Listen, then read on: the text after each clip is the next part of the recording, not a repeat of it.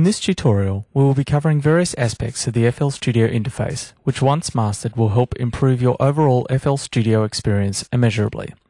We will be looking at knobs and sliders, the various LCD controls, using scroll bars, event editing, the snap controls, zooming in the playlist, piano roll and event editor, and the MIDI stretch function in the piano roll editor. Knobs and sliders work in exactly the same way all through the FL Studio interface. Click and drag upwards to increase the controller value, and click and drag downwards to decrease it. To return to the control's default value, hold down the Alt key and click on the control. To make fine adjustments to the control, hold down the Control key on your computer keyboard while you are dragging. Some controls, such as panning knobs, have a center detent which freezes the movement of the knob as you're turning it whenever it reaches a central position.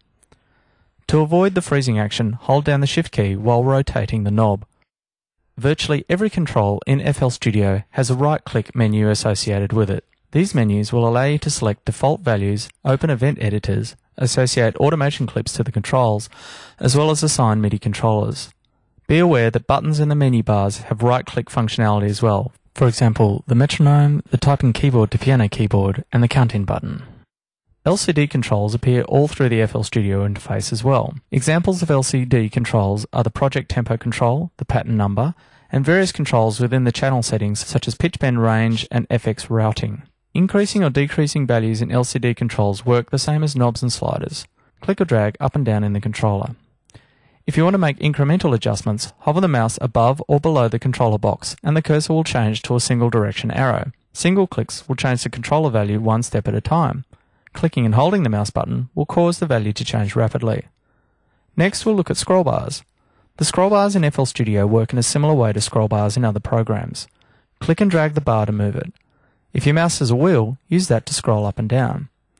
If you ever need to scroll both directions at once, right-click the scroll bar and drag in the directions you would like. Another aspect of FL Studio you'll find yourself using a lot is zooming.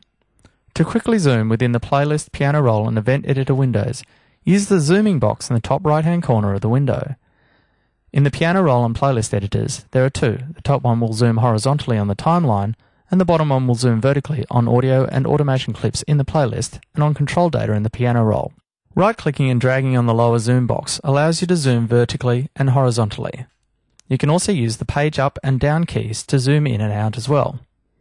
Using the number keys 1 to 5 on the computer keyboard, not on the number keypad, also gives you access to quick zooming.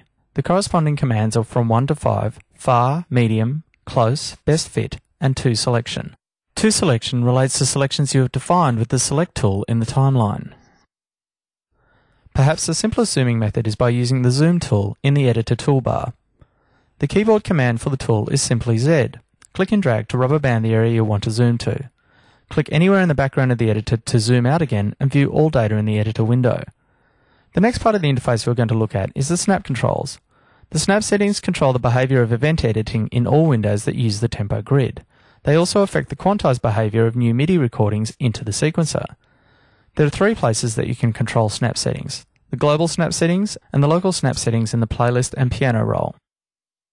Clicking on the snap drop-down box or button reveals a range of incremented snap settings. These range from one whole bar through to 1/4 of a beat, or in other words, 1/16th note, right through to 1/6 of a step. The number of steps in a beat is defined in the project general settings in the options menu. If you have 4 steps per beat, then 1/6 of a step will equal triplet 64th notes. FL Studio will update the tempo grid display depending on the zoom and snap settings.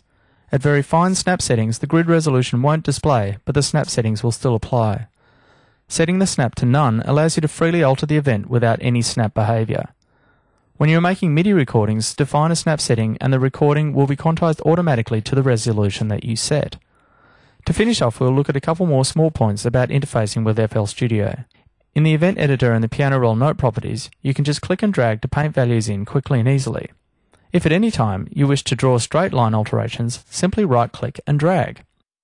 And finally, to quickly time stretch a selection in the piano roll editor, while holding down the Shift key, click and drag the end of a note to the point that you want the selection stretched or compressed to.